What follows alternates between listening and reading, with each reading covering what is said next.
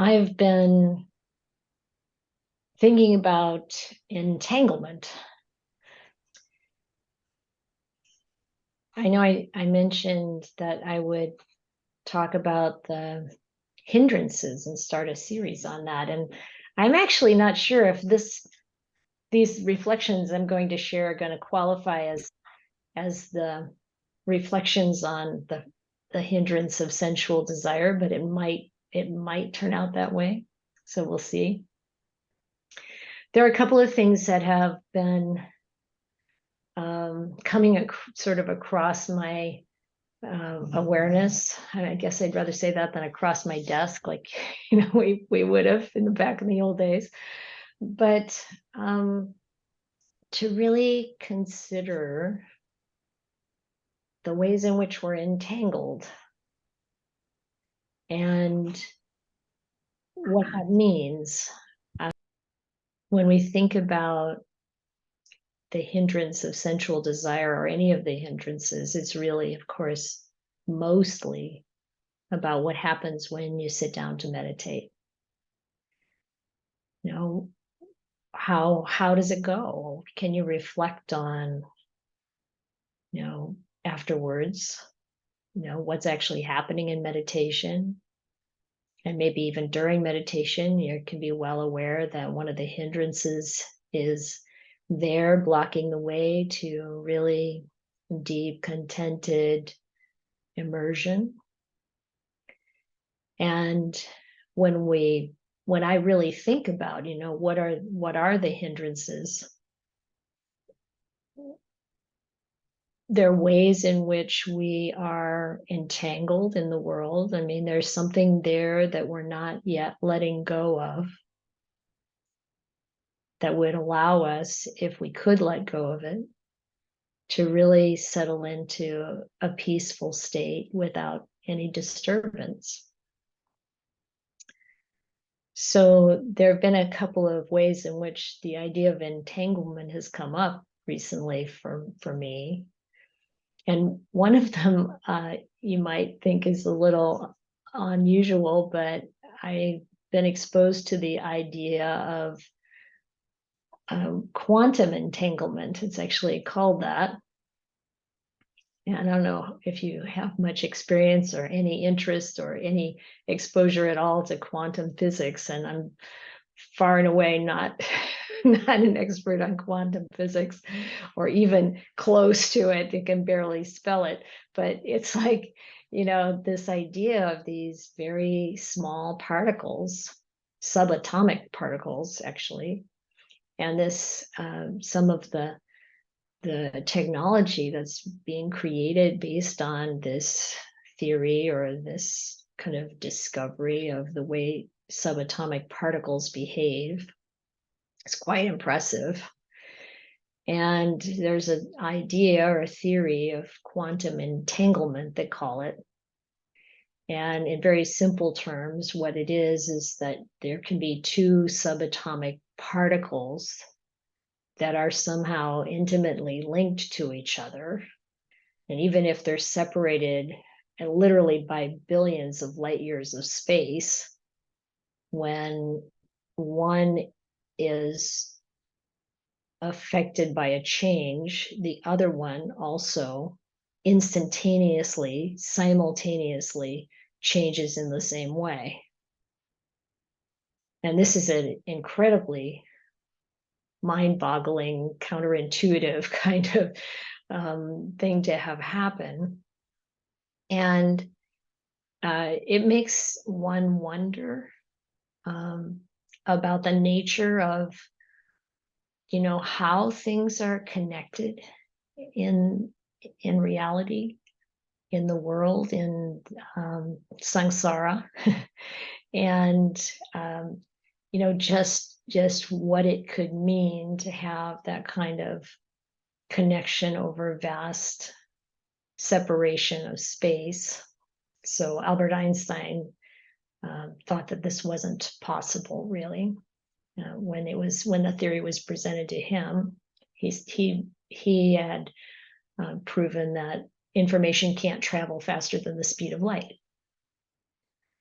So he called this spooky action at a distance. And it's interesting to think at a very, kind of simplistic level. In my case, that's the only way I can approach physics, and is that the world just isn't what we think. And there's so much there that's not as reality presents itself to us ordinarily. And that's one part. And also the particles that they're talking about they don't really appear like matter until you observe them. They're just kind of fuzzy waves until you observe them, and then they become solid particles. So it's like, okay, the universe isn't the way we think it is. And I think this is really something to understand from the Dhamma, that the way we see things, the way we experience things is not really based on truth or reality. And the Buddha kept trying to get us to understand the way things actually are. That there isn't any solidity in the objects or in the objects in our material world, but also in anything else that we might consider to be me or mine. And so when I think about entanglement, it's really another way, from my perspective, of talking about attachment. But if we think about, how is this affecting me, this being attached or entangled with the things that keep me from actually being content, happy, at ease. And what do we do about it? Because we live in the world and we have responsibilities and constraints and possessions and relationships and phenomena that affect us, whether it's the weather, the climate change, war, every different kind of thing you hear on the news, or our relationships and the changes we find in our own bodies, all of these things that affect us.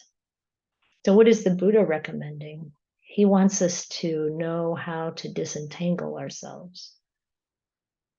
How do we be present with what's happening and take care of things as is appropriate without the emotional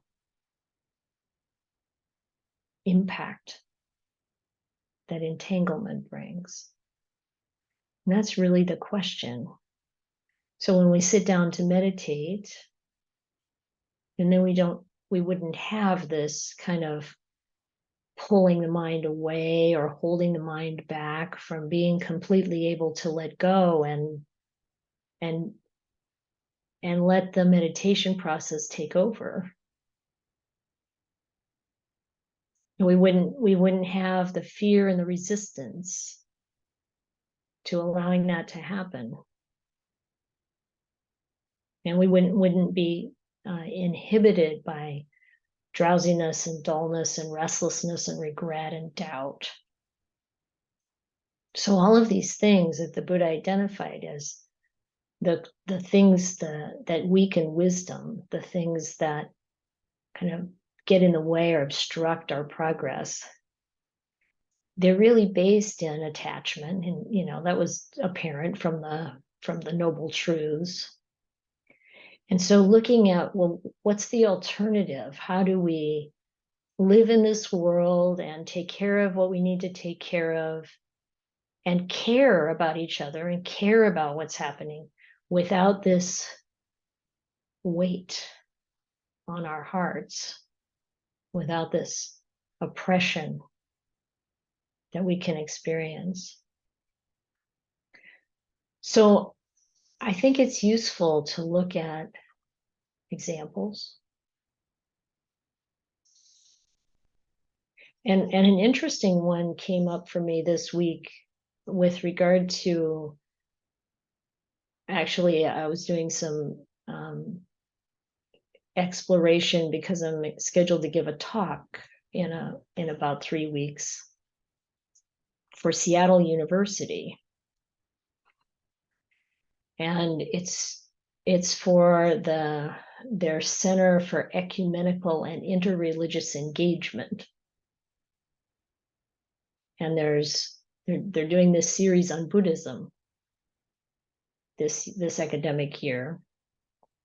And there's been one talk already, and I'm giving the second one, and then there'll be a third one.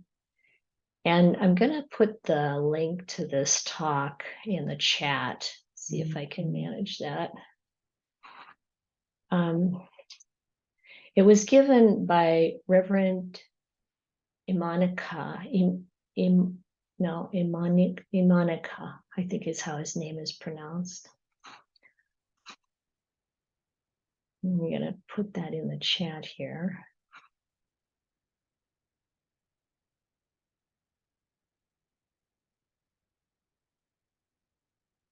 And he's a reverend. He's a Japanese priest in this Seattle temple.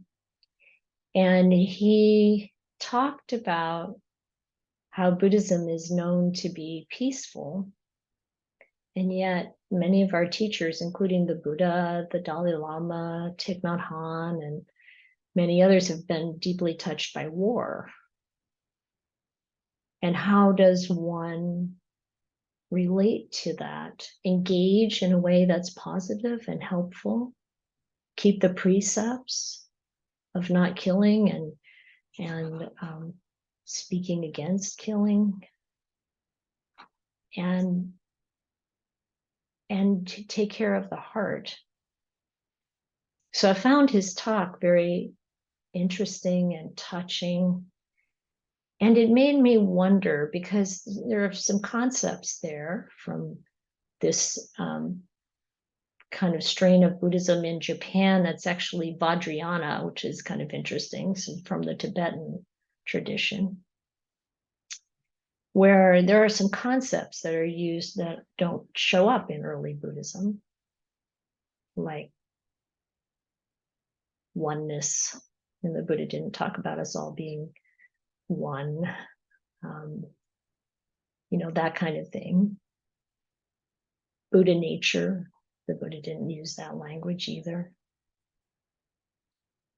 But how do we as human beings engage in the world and still, follow the Buddha's guidance on being somehow aloof from the world? It's really an interesting question. And Venerable Imanaka brought up some of the real challenges with this. And when I think about, what do we do? So let's just start with something, the simplest thing we could start with is physical possessions. So we've all probably gone through periods where we purge the things that we have. And we can assign a kind of emotional value to things. For example, this last week, we've been making some changes at the Hermitage, and there was a vase that had belonged to my grandmother that I still had, and had it at the Hermitage. It was sitting in the shrine room. And I remember it from, excuse me, I remember it from childhood. And my mother had it, and when she died, excuse me, when she passed away here in California, I brought the things from her place that I thought would be useful at the Hermitage, and I happened to keep this vase that she had put some silk flowers in. And it was sitting there, and what was really interesting about this vase is that it was already broken. You have Ajahn Chah's like, do you see the crack in this cup? And the difference between the person who's a noble disciple or an ordinary person is the cup is already broken. Well, this vase had been broken and glued together, so it's never going to hold water.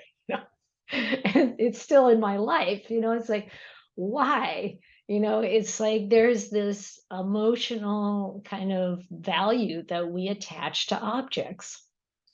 Who owned them, where they came from, how long they've been in the family, and so on. By the way, the vase went to the garbage.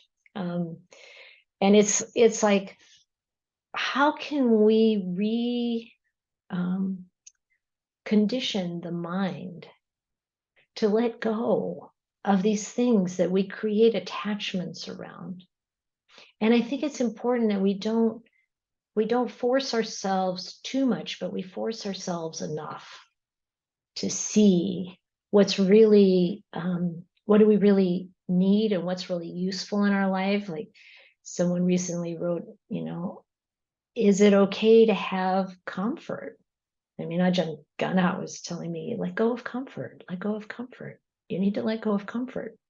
And that was shortly before we were offered the Hermitage property, as some of you might know. And I thought, well, this was a great lead up because it's just not comfortable oftentimes at the Hermitage. And yet we need enough comfort to support the body to be comfortable in meditation, support the mind so we're not worried about things.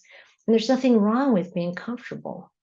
And yet sometimes if we push ourselves outside our comfort zone a bit, then we learn that, oh, I thought I had to have things a certain way, and I really don't. And this is a very freeing experience. So, whatever we think we have to have, or we're not going to be okay, we could try a little of letting that go for a while and see, do I really need that? Maybe I don't. Maybe I'm going to be okay anyway. And in the end, we're going to have to be okay without anything.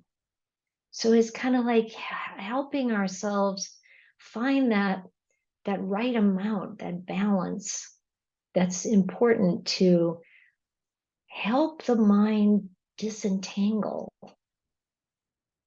and yet enough support that we can be at ease enough to practice and feel solid. And of course, what's necessary is the bringing in of the Dhamma. So when I think about, I certainly don't need this face. It's not like my grandmother is somehow still with me because I have this vase, And it's also the case that it's kind of a burden. Did anybody ever give you an heirloom in your family and it just is kind of a burden? You've got to like protect something. You could we don't have to protect anything. Everything here is going to fall apart. And when we start to think about what else we're entangled in, the Buddha praised maintaining favorable relationships with friends and family, and caring for people. But can we do it from that place of compassion and kindness without so much attachment? This is kind of the thing. So look for ways in your own experience where you find yourself taking care of things, but not invested in it having to go a certain way, not requiring that this is what you are dependent on for your support and well-being.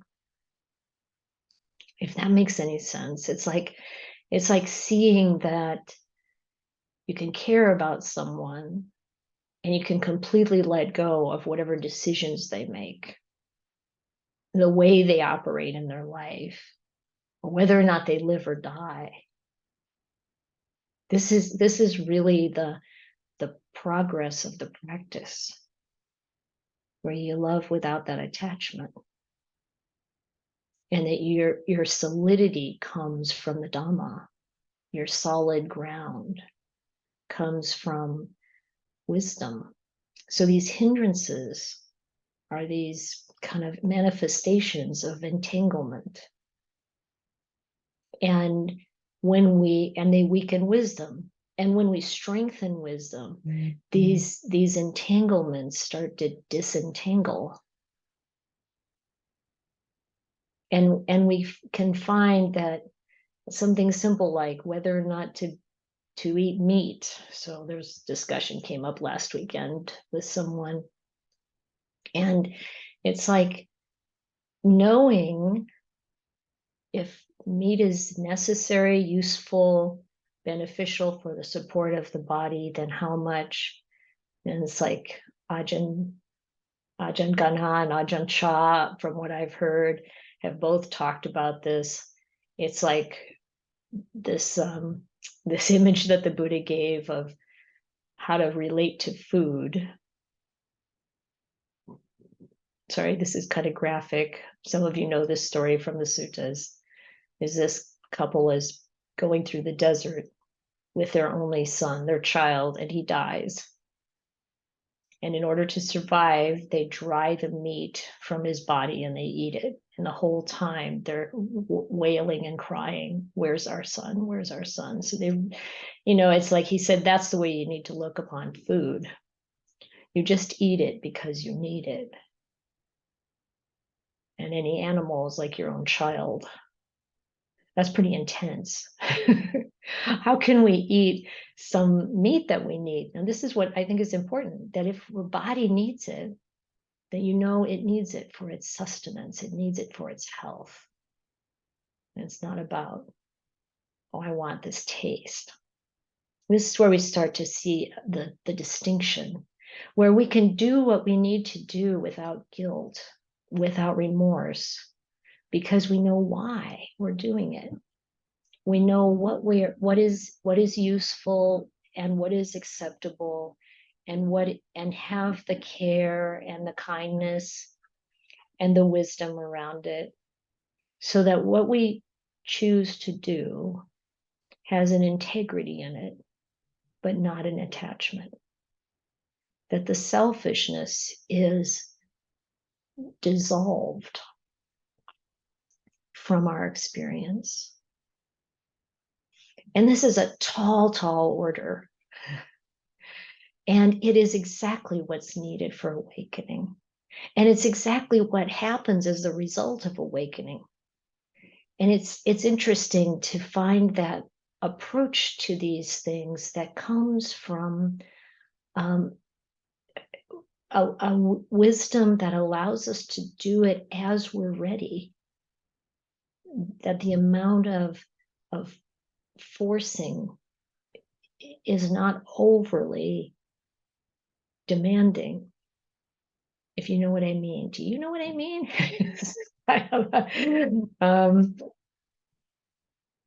It's kind of a ramble, but it's like it's looking for what's really going on in your mind when you sit down to meditate. What is it we're holding on to? It can be the most subtle things, some sense of self. What we're really entangled in is our identity. Who do we think we are? And what is it that we think we have? And what is it that we want?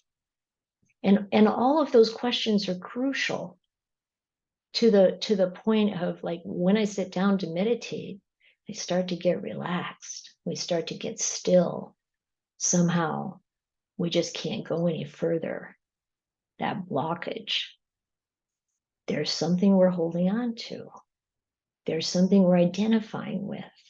There's something we think we need that we can let go of. Because what lies beyond that is seeing reality for what it really is. I think the Buddha probably understood quantum physics. what is this universe? What is the nature of human existence?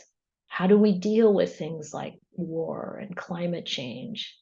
How do we engage in supporting what's wholesome and good and helpful and kind without getting pulled into it, down by it? So the answer, of course, is we follow the Noble Eightfold Path. And we really investigate in ourselves. For each of us, it's going to be a bit of a different story. We're all in different situations. We have different, kind of conditions for the mind that currently appears.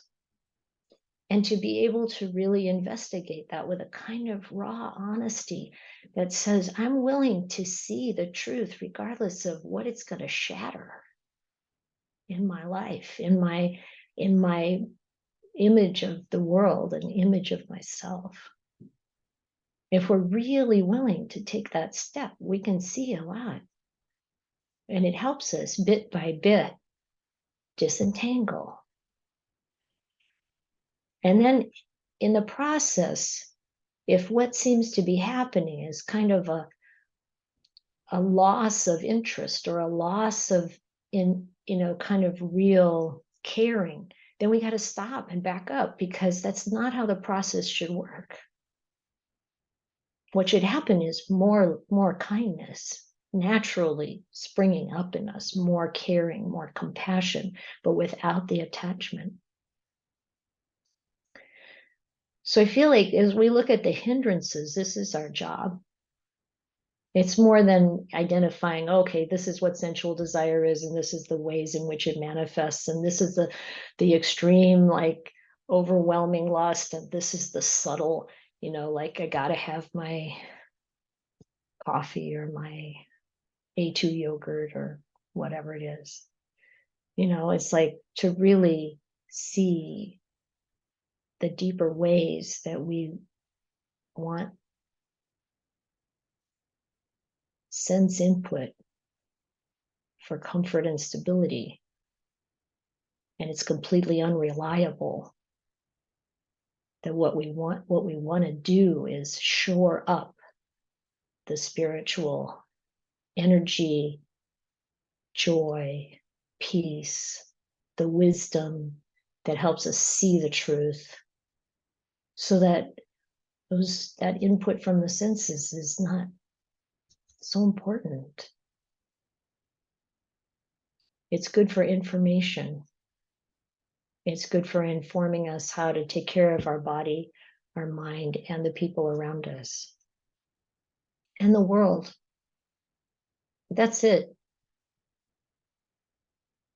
It doesn't give us happiness that lasts or peace of mind that's stable.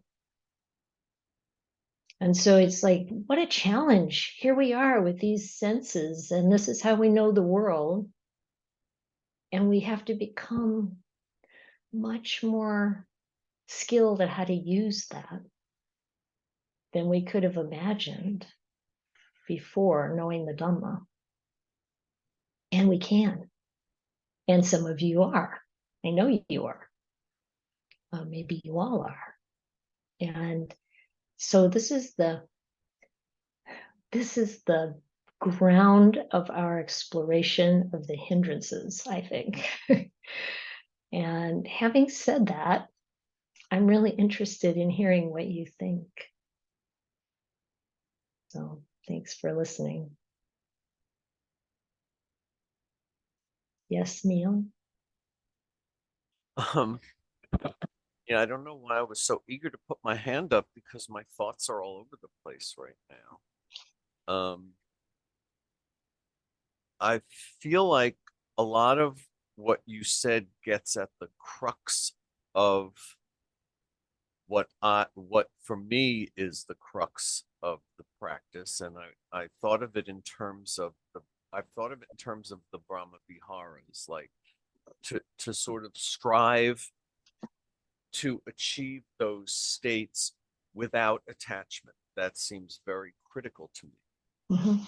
But I hadn't really thought of the hindrances as involving attachment, which seems kind of odd. As you were talking, I'm thinking, well, yeah, of course they do.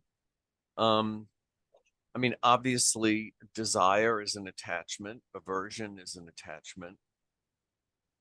But I guess in meditation practice for me over the years, the big one was always sloth and torpor. And I'm not sure what the attachment is in that particular hindrance. I mean, I guess it's kind of an aversion in a way. And so I guess that was the main question I wanted to ask was, and maybe you're going to get to this when you focus on sloth and torpor, but I'm wondering if you had an example of what is the danger or the attachment danger in sloth and torpor as Okay. I feel like that's such a specific question considering where my mind is right now about everything you've just said. But that's the specific question I've been able to focus on in the last 20 minutes anyway. If that makes any sense at all. It does.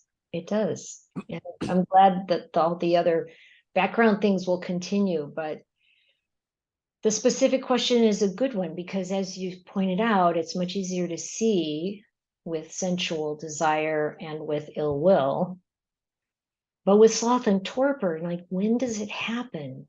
It's like, okay, first thing we always have to look at is, am I really tired? And if we know that that's not the problem, that I have to have a rest, then what is it? Why does the mind go dull when I want to sit to meditate? Well, there's something there. There's something I'm clinging to. There's something I'm attached to. There's something I'm entangled with. And I've seen it a lot of times when people are unhappy. You're living in a monastery. Maybe you're living in a monastery with a great teacher that you really admire. And somehow when you sit to meditate, you just zone out, float around. Why is that? Maybe you're not as happy as you hoped you would be. Maybe that external experience isn't really giving you what you feel you need. And there's something, we got to go deeper somehow to understand why the mind wants to shut down or go foggy. And, it's not easy breaking through. Otherwise, we'd have arahants all over the place. It's not easy to break through and answer this kind of question, but we have to. We have to figure out why. And the Buddha talks about this in the suttas. Like when he talked with Anuruddha and Nandiya and Kimbala about meditation, and they said, yeah, we see forms, but then they disappear. He said, you have to find out why they're disappearing. You have to look at the conditions of the mind. What is it that's going on that I'm not really like so interested and alive to be in meditation? And yeah, we will talk more about this. And I have no idea what I'll say when the time comes. but, yeah, exactly. There is something there that we're bound up with. And it's not like it's not like attachments and entanglements just happen so consciously. They're very unconscious. We come into life with a bunch of them already. And they've been laid in with conditions from the time we were born, anyway, you get it. This is a real sleuthing project. We have to really take an interest in understanding this mind that you have. Thank you for the question, Neil. Yes, Virginia. I'm really grateful that you're bringing this particular thing up, because whatever it is that you just said is really the forefront of my life problem right now. And maybe that's the point, right? For me, this is so tied up in my elementary school teaching that I am struggling with on a level right now, that it feels really, really deep. I think it's a really vulnerable place for me. And at the same time, so there's like an openness and a real love and care, like what you were talking about. And it feels very natural. And at the same time, it is so caught up in my identity and my goals that I've made, and my vision of society and all the problems and etc. And I have just been like beating my head against the wall this particular school year so far, to the point where I've really come to the decision that I just need to leave the teaching world, at least for quite a long time. But what I've started to do, because I've just barely started to really see, like, okay, on an intellectual level, I knew that this was a Dhamma thing. And now I'm slowly it's starting to come into my heart that that's what this is. And I'm starting to just get to the point where, rather than reacting to things not going the way I want them to go, or the way that I feel like they ought to go, just feeling it instead of doing something about it. It's very humbling. But when I'm able to do that, it hurts so bad. And so I'm kind of like, okay, this is the feeling of attachment and entanglement. I'm feeling it. I know that it's suffering. And so I'm hoping that I'm going to learn from that. So that's, thank you for listening. Yeah, definitely. Do you have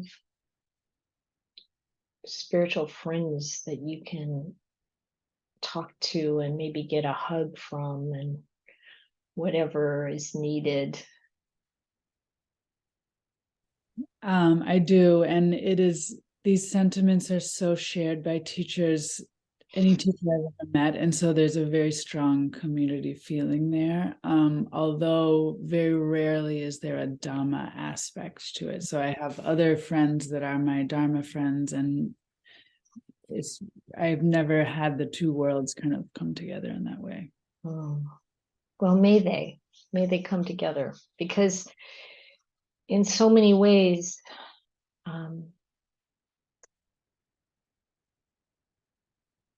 even though our stories are different, our circumstances are different, when it's distilled down, it comes to the same problems. And that's what the Buddha was saying. And it's amazing to me when I read the suttas and I see how people were struggling and suffering then, and we still are in the same ways. And so it is wonderful to have people from, having a similar situation. Like you said, teaching is, wow, it's such a challenge. And we do have a teacher or two online here, I know, besides you. And I do hope that as a community, we can do more with each other, even online. That's something else we'll talk about. That's coming in, which is this idea of accountability partners and ways of relying on each other. But anyway, I really want to support you in that process. And if there's anything we can do, let us know. Yeah. And I like your idea of instead of reacting, because one of the thoughts that came as you were talking was, don't make any rash decisions. Like really being present with what it feels like is the key. And it makes it possible to navigate the rest of life, which is all going to be changing as long as we're in these bodies. And it's always, that whatever's coming around the corner might really benefit from the practice you're doing now with this. and to develop your own inner stability and understanding of truth. So it's beautiful. Yeah, thank you. Denny? Thanks for your talk. I feel it did have sort of sometimes feel like this sort of rambling thing, but then it helped me in that it just made me think more about what I want to say. And I feel nervous saying this. So over the last week, I've just been meditating more, listening more. And every time I meditate, I think like, oh my gosh, what's going on? No matter what my intention is, it feels as though I'm pulled away very quickly to old hurts or and I found that once in a while I sort of come out of my breath, and I ask Jesus for help. I say, please help me, Jesus. And it's just this thing that I was raised Catholic, very steeped in it, and I catch myself, and I feel like I shouldn't say that. I should, or if I do say it, I should say it in Pali, and and I feel like I don't kind of belong here sometimes, because I feel like, and I find it comforting, and but I feel just there's some shame here right now that I would say that I would look for that kind of help. And but I'm just trying to figure out how to get what's really blocking me. What is it that keeps pulling me away from being here?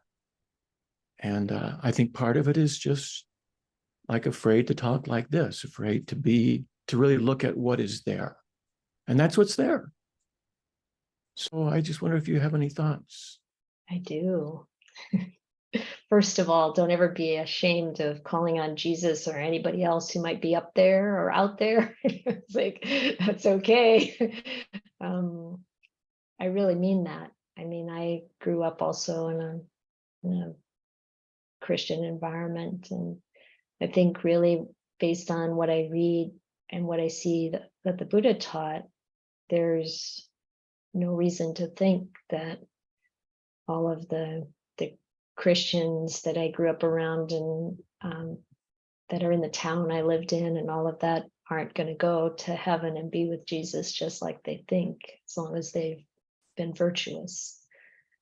And I feel confident that devas give us help, and heavenly beings can support us, and they do.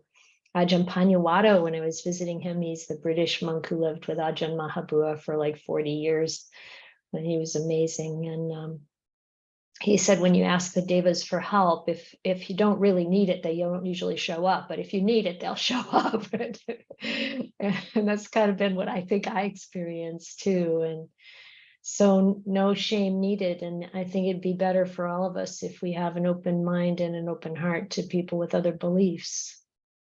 And just because we don't all have the same kind of information, it doesn't matter. We're all working with the same spiritual material, really. I do think the Buddha was, as Ajahn Brahmali says, the greatest spiritual mind ever in all of human history. And I'm grateful that we have his teachings. And, Jesus only taught for 3 years, and they don't really have a lot to go on, but it's been enough to fuel a lot of good action. And of course, we find bad action in every part of human existence too, but we have to notice that we all share defilements as well as good qualities, and that's all our job, and sort that out. So please don't ever feel ashamed of that. And yeah, so I think, of course, you're right. We have to look deeply at what it is we're clinging to, and you know, every time the me and the mind shows up, we suffer. So if I'm suffering, yeah, I've got some identification going on, and you know, like, what's that about? And can I let it go? Thank you. Yeah, thank you. Kematana. Thank you for your talk today. I really appreciated it. One thing about quantum physics that some people might find interesting is that everything is mostly empty. It's all mostly empty space. Mm-hmm. That has kind of blown my mind a little bit. But anyway, I wanted to share something a little bit personal, and I hope you don't mind, regarding attachment. I have my particular attachment that I've been really working with. Oh gosh, for about the last couple months, it's been gender. I find that I stopped hormone therapy, for health reasons, and I've also noticed that there was this attachment to taking that stuff. That this taking this meant that I was this person, that I was this particular gender, and I let that. I've noticed that. Anyway, I'm sorry, my head's a little mixed up. Still working through a cold. Anyway, so I quit that stuff. Um, and I've noticed my mind, really attaching to these conventions, that these conventions mean identity, that I'm attached to these identity. It's kind of this weird kind of feedback loop. And it's like, why am I attached to these conventions? Why am I attached to this identity? And then there's some adverse. I'm averse to thinking of myself as male. It's like, why am I so adverse to this idea? And one thing and there's some fear, like what am I afraid of? Like what's going on here at a deeper level? And I think what it is that I'm afraid that if I consider myself male, that means I'm going to be my father, and then I will. That means that I have to behave in a certain way. It's like, where does this idea come from? This is complete nonsense. I have proven to myself that that's not true. That I am a good person. Where do these ideas come from? And I noticed that, just sitting here looking out the window or doing whatever, that this attachment to these conventions keep coming up over and over again. And I'm watching these happen in my mind, and I'm like, this is not self. This is not. It's not real. It's just the idea. It's an attachment to conventions. Yeah. And I think this is my theory, that the reason it keeps coming up again and again and again is that that there's something else going on. There's something that I don't know yet, that I can't see. I'm not sure yet. That's why it keeps coming up. But anyway, another thing that I noticed when I was taking off from San Jose, getting up into the air, it was really bumpy. And man, the plane jerked one time, and everybody screamed, and I was watching the sphere in my mind, and it was like I was just clinging on to the sphere, like I was supposed to be feeling this right now. It's like, well, what would happen if I just let this sphere go? Mm-hmm. And I felt pretty peaceful. The mind kept clinging to it again and again and again. It's like gotta let this go. Just let it be. It's progress, but it's like I noticed, like there was this thing that I was clinging to the sphere, like I was almost supposed to be afraid, but I don't have to be afraid. Mm-hmm. Mm-hmm. I don't know. Anyway, thank you for listening, and thank you all for being here. Well, thank you so much for sharing that. I mean, it makes so much sense to me. I mean, we have all this conditioning and we keep coming back to it because that's the basis we've been given for how we make sense of ourselves and the world. And then we come in touch with the Dhamma and we see that it's just, it's full of flaws, this whole idea. And it's really not the way we were told it is, and shown that it is, like of course, we grow up. We first of all, we come into this world with who knows what from past lives, and then we grow up with these particular people in our world, and we develop all these ideas very naturally. Like we don't have anything else to base our understanding on until we start to, really find a basis in Dhamma. When Dhamma's everywhere, I talked a minute ago about different faiths. There's Dhamma to some degree everywhere. It's available for everyone to see. It's just hard to see because of all these, like you said, conventions that are overlaid in the mind. But of course, that's what we have in order to survive. So we come back to it over and over again. And I think the work that you're doing is wonderful and amazing. And this is exactly what's needed. And as many times as it comes up, that's as many times as we have to confront it. And we can do it, and it will lose its power. So thanks for sharing that, and thanks for doing that work. Thank you, Ayya. Look. Sarah?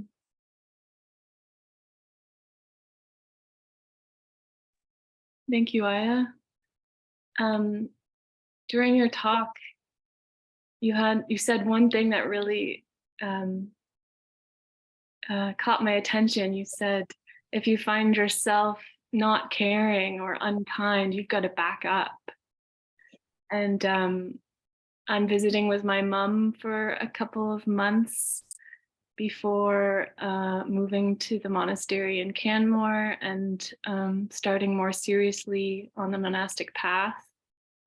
And it's been a strange time because myself and my mom are recognizing to what point to use a harsh language, don't care about certain things, or have really completely lost interest in a lot of things, and not in a forced way, but that's just what's happened. And I think I'm noticing it makes people very uncomfortable when we kind of, in a way, reject everything that they do care about and that makes them happy. And so I guess I was just wondering if you had some thoughts about that, maybe a natural process of dispassion as we slowly walk the path, and how to, kind of maneuver through that with the people who we care about, who don't quite, who have to adjust to these new tendencies. Yes, thank you for that question, Sarah. It's first thing to know for you and your mom and your family is it's just a phase. That's what got me through raising teenagers. It's just a phase. But it's a phase in a special way because there is a kind of period of rejection of those things that you mentioned. And I'll tell you some of you know this story already, so forgive me, but there was a point where I realized that family is suffering. Now, this is in the context of, birth is suffering, aging is suffering, death is suffering. All of these things are suffering. I was looking at the world from this perspective of the three characteristics. It's all impermanent, it's falling apart. There's dukkha in it all. There's non-self. There's no self in any of it. And this examination of, you know, like investigation of what is the suffering of birth, etc. And you, Sarah, have you heard my fish tank story? If that does not ring a bell. So I was married. So my husband was really into having a tropical fish tank. And he was always kind of having to do something with the fish tank. Like, you know, of course he'd clean it every week, and he had fish that would be fighting, and he'd have to separate them, or he'd have one that would get sick, and he'd create a hospital tank and he'd put it in there, and then one fish would get too big, and for the tank, he'd take it back to the fish store. And it's always just messing around, and it's fine. I mean, I'm supportive of what, you know, it's a kind of wholesome, no problem kind of thing to be doing. But in my reflections about, you know, like why do we spend time on things? Why do we put energy into things that, you know, are inherently dukkha? Anyway, the reflection, I'm standing at the kitchen sink washing dishes, and I'm thinking about fish tanks being suffering. And what led up to it was I was on my way to a Baigiri. I had been spending a couple days there frequently, and I was on my way out, and it was shortly before that my husband said to me, wow, right now the fish tank is perfect. It's got 4 fish. They're all different. They're all beautiful. They're getting along, and nobody's sick, and it's just perfect. And I thought, oh no, I know what comes next. And yeah, by the next morning before I was leaving, one of the fish had gotten sick and died. He just saw it. It's just laying on the water, you know, and it's like, okay. By the time I got back from Obaigiri, 2 other fish had died, and the last one was really in horrible shape. And I just thought, yeah, fish tanks are suffering. You know, the benefit is you sit and watch the fish. I mean, is this worth it? You know? And the next thought was family is suffering. And something shifted in my mind. I mean, it shifted in my whole being. And then I would think about my children, and I would think about the snails on the sidewalk, and I had the same feeling for them all. And I knew that this was a breakthrough, but what has to happen then after that kind of breakthrough is to come to a place where the metta and the karuna take over. You still have the equanimity, but you relearn how to be with your family, because you have this beautiful connection with people, these particular people. And in a way, you have a special pass to be in their lives for their transitions in life, and for all of and you have a special kind of opportunity to support them and help them that you don't have with other people. And regardless of how equanimous we become and how disentangled we become, we have this opportunity and this connection and the opportunity to love them in a much more deep and full and selfless way without attachment. So this rejection of the things that they care about is a phase. The rejection of wanting to be close is a phase, because this new closeness without the attachment is so much more beneficial for everyone. It's like, yeah, my granddaughter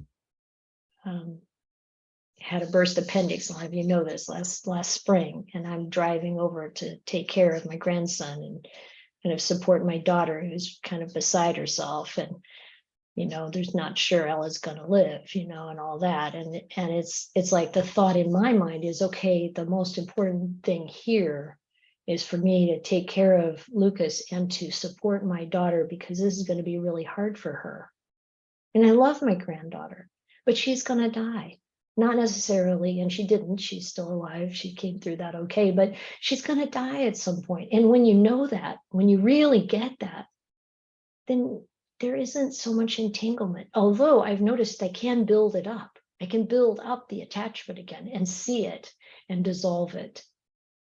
So what you're going through now is a phase.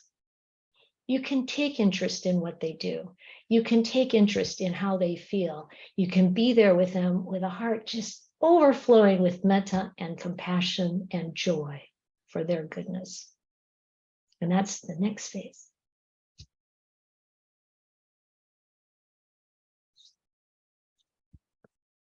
Don't worry, Mom, she loves you. And she appreciates all that you've done for her. And you're not going to lose her.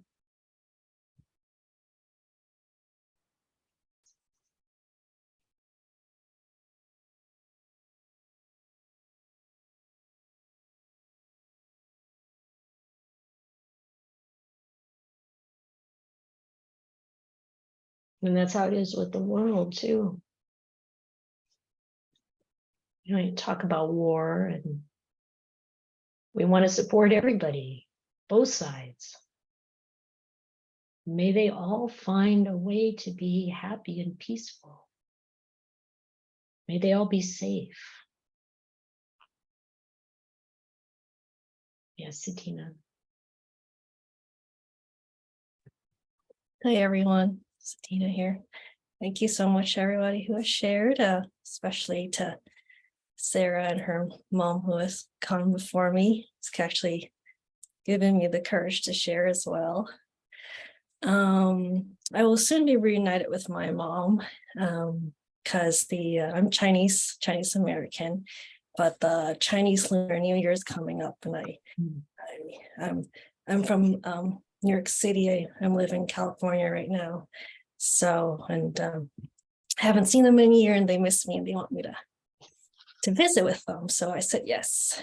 But over the past week, I think I've been processing kind of just what you've been talking about, Ayya Santussika, how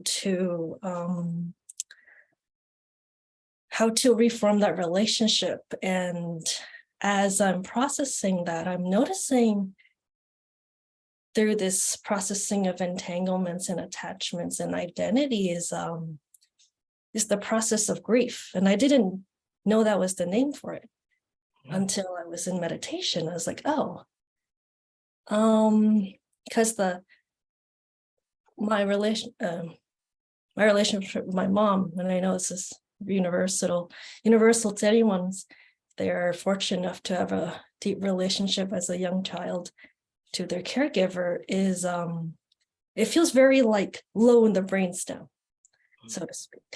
Feels very, so it's so tender. I think I am trying, I don't know if I'm I think you kind of touched at this too, like how do we go about disentangling that? And I think I will remember what you mentioned about going kindly into that and watching, being aware of when it's too much, but how to the comfort zone around that. So yeah, I think that's all I have to share. Thank you so much. Yeah, thank you, Satina. We have to find ways to support ourselves through the transition between being entangled and being unentangled. You know, we have to give ourselves enough space and time and support and be careful not to be harsh and not to lash out at anyone, you know, to really try to keep our side of the street clean, you might say, no regrets that way. And then if we do, that happens too, and then we come back to ourselves and make amends and start over, and that's okay. That's how we learn. and to not carry regrets, and to not carry any kind of grudge or aversion to others. And that's all a process. It's all a phase. We're in a phase. I think some of these phases might last for lifetimes. Fortunately, everybody here has been exposed to the Dhamma. So you've got this opportunity to really make progress, to end this phase, this phase of suffering and attachment. And yeah, it's beautiful to do this work and to support each other in doing this work. Yeah. Thank you for sharing, everyone. I'm glancing at the time. Got 3 minutes.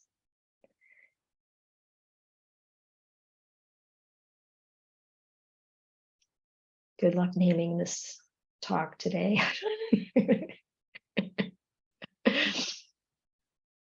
I'll be interested in see what happens. Anyway, I hope everyone can hold this in the right balance. Seeing that it is a messy territory, and it's a real challenge to navigate it for all of us, for everyone. And we can do it. It's doable.